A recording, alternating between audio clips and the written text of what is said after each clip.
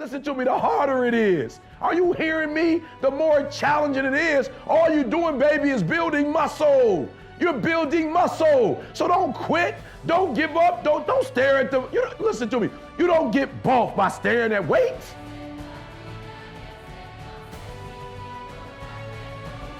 I just know I get up at 3 o'clock and put my videos out first. I just know I do 5 a day. So if you're actually better than me, nobody will know.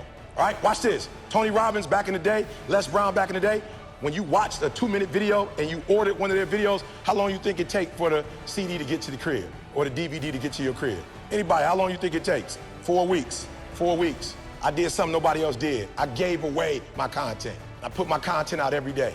You're probably in love with ET at that point. You about to get a divorce, you just failed your bar exam, your team just lost in the championship, you don't need motivation 4 weeks from now. I saw a gap, y'all. I saw a gap in the industry, and I said, just give your stuff away for free. And guess what? When you give it away for free, they will be endeared to you because I believe the content is sweet.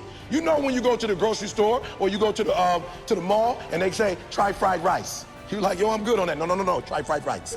You're like, bro, I want to try fried rice. And then you taste it, you're like, ooh. They're like, come, $5.99, right? They gave it to you for free. And then you bid it for free, and guess what happened? You bought a whole meal. So I'm being real. What are you gonna do to separate yourself? I separated myself. I started getting up early, 3 o'clock in the morning. I'll never forget a kid from Chicago told me, like, yo, E, you talking about thank God it's Monday. You release your videos on Sunday night. I said, bruh, it's Sunday in Chicago.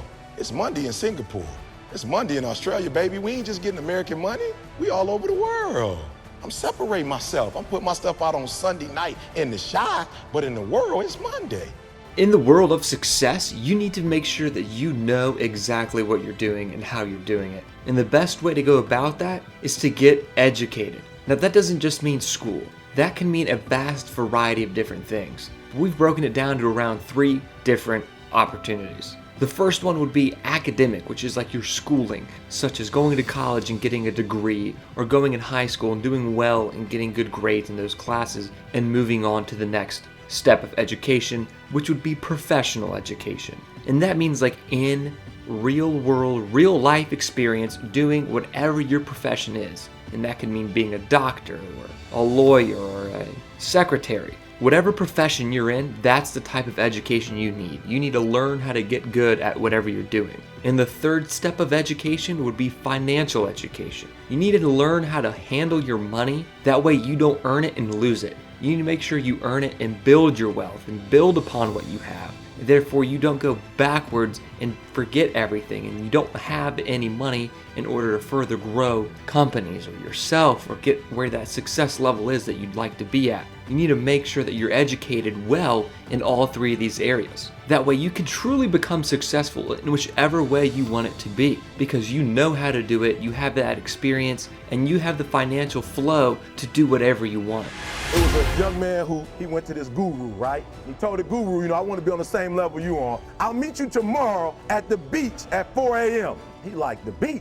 I said, I want to make money. I don't want to swim. Guru said, if you want to make money, I'll meet you tomorrow, 4 a.m. So the young man got there at 4 a.m. He all ready to rock and roll, got on the suit. He should have wore shorts. The old man grabs his hand and said, how bad do you want to be successful? He said, real bad. He said, walk on out in the water. So he walks out into the water. Watch this. When he walks out into the water, it goes waist deep. So he like, this guy crazy. So the old man said, I thought you said you wanted to be successful. He said, I do. He said, walk a little further. He came, dropped his head in, held him down. My man getting scratching, holding him down. I got you. I know you brushed it out, but I got you. I needed you for an illustration.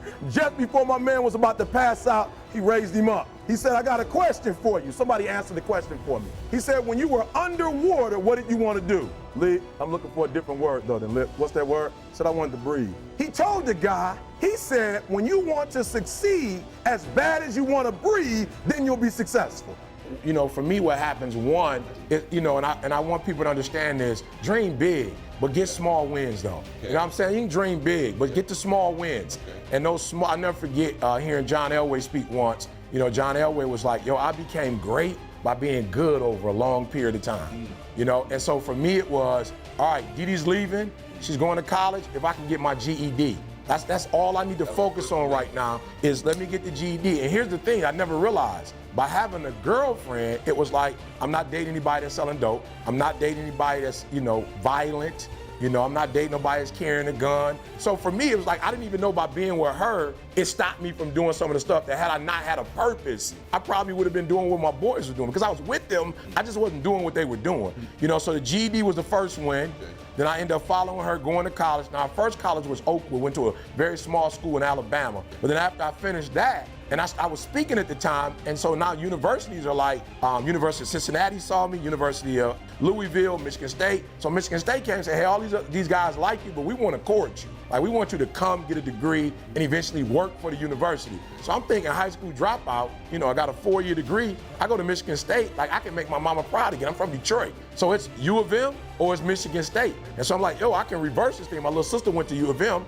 So if I go to Michigan State, my mom, that's like house money. You know what I'm saying? That's like, mom could be proud of me again. Because, you know, of course, leaving home, you know, we get into it. You know, it was a point where my mom was kind of discouraged. Like, I didn't raise you like this. You know, so to go to Michigan State, get a master's degree, it's like, yo, I can make mama proud. And then when she came to the graduation all excited, I'm like, hey, I might as well get the PhD. You know, let's just finish it up, bring her back one more time. And some of the pain that I caused her, I'm sure another degree is only gonna make her that, you know, much more. So I just say, man, start with the small wins.